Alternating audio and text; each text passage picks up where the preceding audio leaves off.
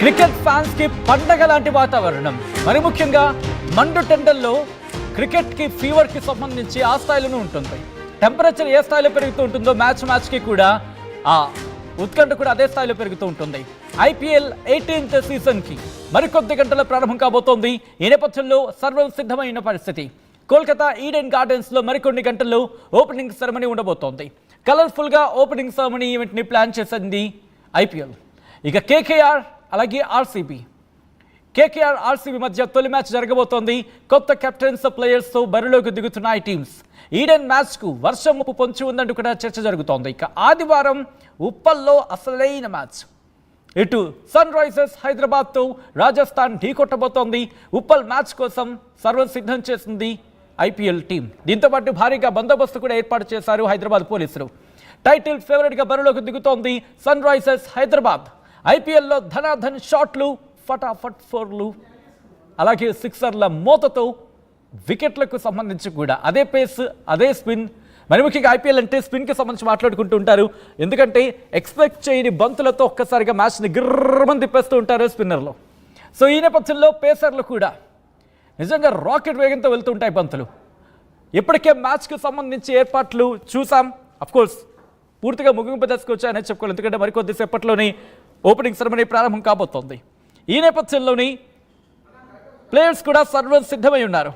Players కూడా మ్యాచ్లోకి దిగేందుకు చాలా ఇంట్రెస్టింగ్గా ఉన్నారని చెప్పుకోవాలి. ఈ నేపథ్యంలో ఒకసారి సన్ రైజర్స్కి సంబంధించి మాట్లాడుకునే ప్రయత్నం చేద్దాం. ఎందుకంటే ఈసారి సన్ రైజర్స్ హైదరాబాద్కి సంబంధించి మాట్లాడుకున్న నేపథ్యంలో చాలా ఇంట్రెస్టింగ్ డిస్కషన్స్ జరుగుతున్నాయి. ఎందుకంటే ఒకరు కాదు, ఇద్దరు కాదు, అందరూ టాప్ ఫామ్లో ఉన్న వాళ్ళంటూ కూడా చర్చ జరుగుతుంది సన్ రైజర్స్ హైదరాబాద్కి సంబంధించి. సో ఇప్పుడు ఎవరెవరు అనే అంశానికి సంబంధించి మాట్లాడుకునే ప్రయత్నం చేద్దాం. ఇషాన్ కిషన్ ఉన్నాడు, అలాగే అథరా తాయిడే ఉన్నాడు, దాంతోపాటు అభినవ్ ఉన్నాడు, అనికేత్ వర్మ, సచిన్, దాంతోపాటు క్లాసన్, ట్రెవిస్ హెడ్. ఇక ఆల్రౌండర్ విషయానికి వస్తే కనుక హర్షల్ పటేల్, దాంతోపాటు మెండిస్, దీంతోపాటు వియాన్ మల్దర్, అభిషేక్ శర్మ, నితిన్ కుమార్ రెడ్డి మన తెలుగు అబ్బాయి. ఇక బౌలర్స్ విషయానికి వస్తే Pat Cummins, Mohammed Shami, Rahul Chahar, Adam Zampa, అలాగే సిమర్జీత్ సింగ్. ఇంకా మాట్లాడుకుంటే కనుక జయదేవ్ ఉనత్కత్, మలింగా, దాంతోపాటు జీషన్ అన్సారీ.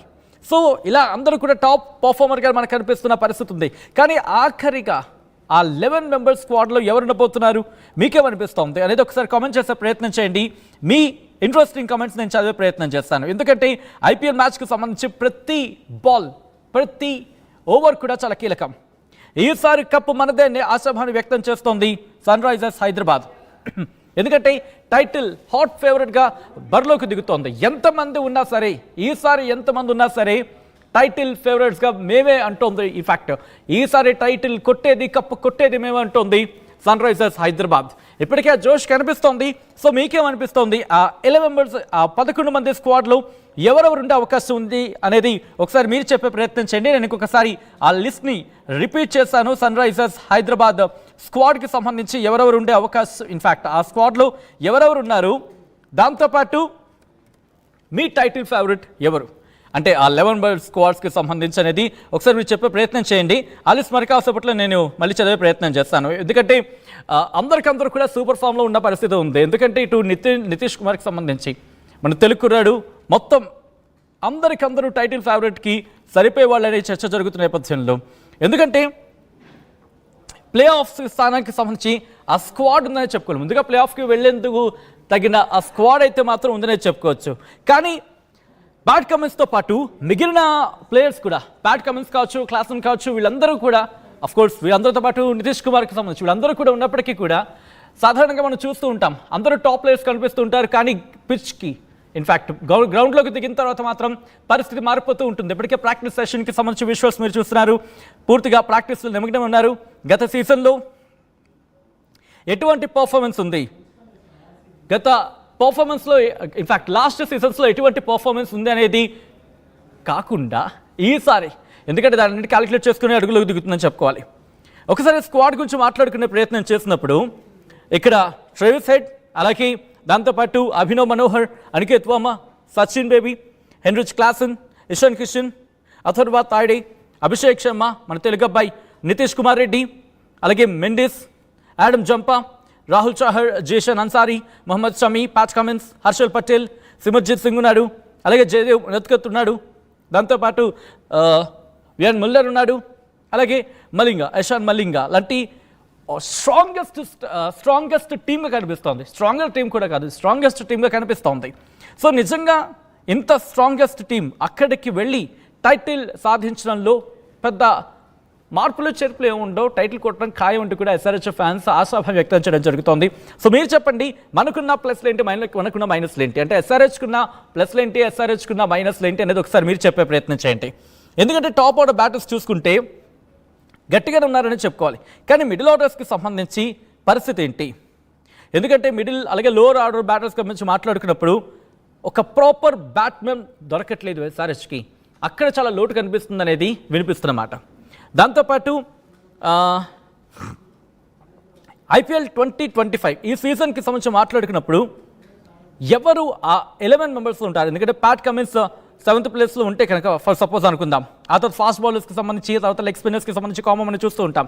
సాధారణంగా 11 మెంబర్స్ స్క్వాడ్లో ఆ పిచ్ని బేస్ చేసుకొని మరి ముఖ్యంగా ఒక 4-5 బ్యాట్స్మెన్కి సంబంధించి ఓ వికెట్ కీపర్, దాంతోపాటు ఇక్కడ 6 అయిపోతారు. మిగిలిన 5 ఒక్కోసారి 3 పేసర్లతో దిగుతుంటారు, లేకపోతే 2 పేసర్లు, ఒక స్పిన్, దాంతోపాటు మిగిలిన ఆల్రౌండర్కి సంబంధించి ఒక 2 తీసుకొని అలా నడిపించే అవకాశం కనిపిస్తూ ఉంటుంది. సో ఇక్కడ ఈ 11 మెంబర్ స్క్వాడ్లో ఎవరుండే అవకాశం ఉంది? నిజానికి ఇషాన్ కిషన్కి సంబంధించి ఎస్ఆర్హెచ్ తీసుకున్న తర్వాత ఎటువంటి పర్ఫార్మెన్స్ తనిస్తాడు? ఎందుకంటే చాలా కష్టమేది ఉన్నాడని చెప్పుకోవాలి ఇషాన్ కిషన్. గత మ్యాచెస్కి సంబంధించి మాట్లాడుకున్నప్పుడు ఆ ప్లేస్మెంట్ గురించి ఇప్పుడు చాలా కసలో ఉన్నాడని చెప్పుకోవాలి ఇషాన్ కిషన్. సో ఆ తర్వాత ట్రేవిస్ హెడ్కి అలాగే అభిషేక్ శర్మ టాప్ ఆర్డర్లో ఉన్నారు.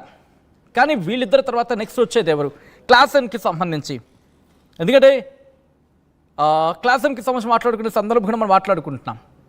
ఇన్ఫ్యాక్ట్ ఒక ట్రోల్ కూడా నడుస్తుంది తన మీద, ఒక మంచి సాంగ్కి సంబంధించి. సో అటువంటి సినారియోలో క్లాసన్ తర్వాత ఎవరు వస్తారు? ఎందుకంటే ఇషాంత్ కిషన్కి సంబంధించి మాట్లాడుకునే సందర్భంలో ఫస్ట్ అంటే ఓపెనర్స్గా ట్రేవిస్ హెడ్, అభిషేక్ శర్మ దిగారు అనుకుందాం. ఆ తర్వాత ఫస్ట్ డౌన్లో 1 డౌన్లో ఎవరు ఉంటారు? ఆ తర్వాత నెక్స్ట్ వచ్చేది ఎవరు? మిడిల్ ఆర్డర్లో ఎవరు ఉంటారు? ఒకవేళ టాప్ ఆర్డర్ బ్యాట్స్మెన్స్ కనుక త్వరగా వికెట్లు పడిపోతాయి, మిడిల్ ఆర్డర్లో కాసేది ఎవరు? ఆ తర్వాత ఒకవేళ టాప్ ఆర్డర్ మిడిల్ ఆర్డర్ కూడా ఫెయిల్ అయ్యింది అనుకుందాం, ఫర్ సపోజ్ అనుకుందాం, టైలెంటర్స్గా మ్యాచ్ని అలా అట్టుపెట్టి ఉంచేది ఎవరు? మ్యాచ్ని అలా ముందుకు తీసుకువెళ్ళేది ఎవరు? సో ఆల్రౌండర్స్గా ఎవరు ఈసారి బరిలోకి దిగి ఎవరు కాపాడే అవకాశం ఉంటుంది? ఎవరు టీంకి దన్నుగా నిలుస్తారు? ఒకసారి కమెంట్ చేసే ప్రయత్నం చేయండి.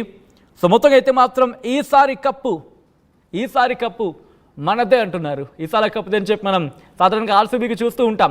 ఫస్ట్ మ్యాచ్ ఆర్సీబీ అలాగే కేకేఆర్కి సంబంధించి కోల్కతా.